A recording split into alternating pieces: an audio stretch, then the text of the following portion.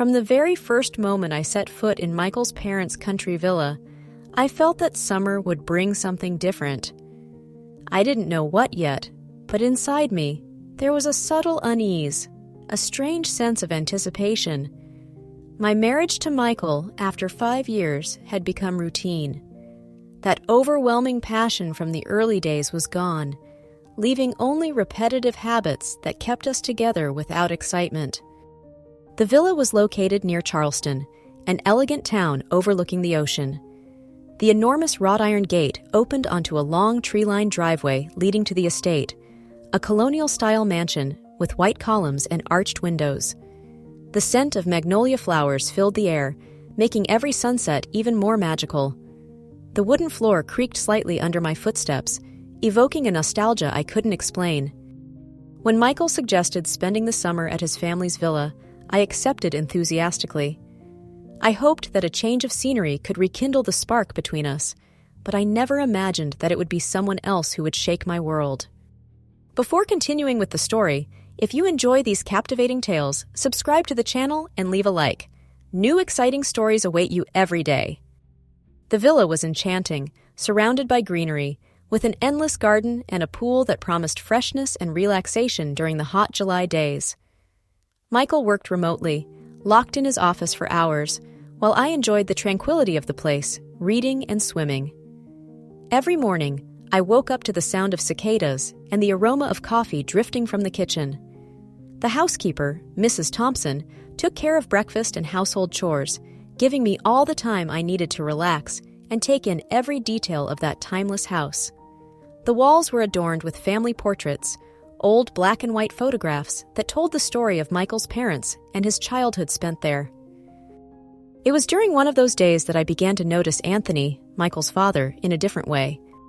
Anthony was 60 years old, but he looked much younger.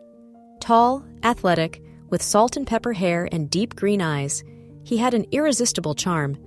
For years, I had seen him only as my husband's father, a familiar figure, but that morning, something changed. He had just stepped out of the pool, water dripping down his tanned skin, and the sun reflected off the droplets clinging to his toned muscles. As he ran a hand through his wet hair, his gaze met mine for a split second, making my stomach tighten. For the first time, I felt truly seen by him in a way that made my knees weak. In the following days, his presence became a constant for me. Every time our eyes met, a shiver ran down my spine. Anthony moved with confidence, assured in every step, and I found myself seeking his company more and more. During lunches on the veranda, our knees would brush under the table, an unintentional touch that left us both breathless. Sometimes, he lingered on me as I sipped a glass of wine, his gaze holding mine a moment too long, making heat rise to my cheeks. One evening, while Michael was absorbed in a long work call, Anthony suggested a nighttime swim in the pool. "The sky is so beautiful tonight," he said with a gentle smile. His cologne and the warmth of his body just inches from mine were intoxicating. The water reflected the moonlight, casting shifting shadows on our skin. My heartbeat quickened as he gazed at me with an intensity that made my breath hitch. That night, I couldn't sleep. Every detail of Anthony replayed in my mind: the deep timbre of his voice, the way he looked at me, the growing tension between us. I tossed and turned in bed, staring at the ceiling, my heart pounding in my chest. The sheets felt heavy, suffocating, much like the guilt I was desperately trying to suppress. That night was just the beginning. Anthony began seeking more moments alone with me. Walks in the garden, whispered conversations under the porch, small gestures that ignited in me a forbidden desire. I felt torn between rationality and the irresistible pull toward him. What would you do in Amanda's place? Would you follow your heart or your reason? Let me know in the comments. The day Michael discovered us, my world collapsed. He walked into the house earlier than expected and found us together, too close. "What's going on?" he asked, his voice laced with suspicion. We weren't doing anything compromising, but our body language betrayed us. I felt the blood freeze in my veins. My breath became shallow. I tried to look away, but it was already too late. "I'm sorry," I whispered, tears welling in my eyes. "Anthony and I, we got closer than we should have." Michael turned pale. How could you? And you, Dad? How could you do this to me?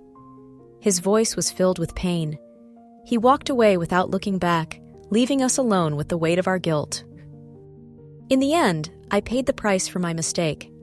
I lost Michael, I lost Anthony, and I lost a part of myself.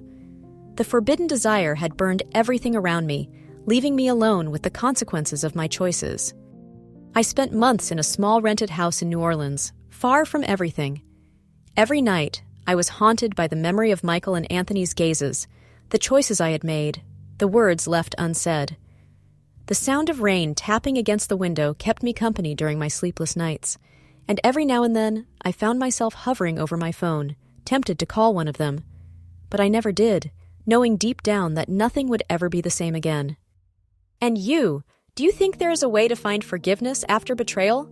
Let me know in the comments and subscribe to the channel for more gripping stories like this one.